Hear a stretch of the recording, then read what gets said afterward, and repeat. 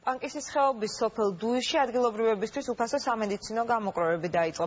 საპატრიარქოს წმინდა იოაკიმესა და ანას სახელობის სამედიცინო ცენტრის 14 პროფილის მედიკოსი პანკისელებს დღეს მთელი დღის განმავლობაში სოფლის ამბულატორიაში უფასოდ ემსახურებოდა.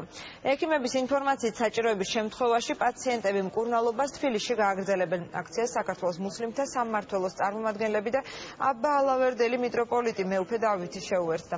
განსხვავებული აღმსარებლობის მქონე პირთათვის სამედიცინო გამოკვლევები რელიგიის საკითხთა სახელმწიფო სააგენტომ დაგეგმა და იგი საქართველოს რამდენიმე რეგიონში, მათ შორის აჭარაში გაგრძელდება.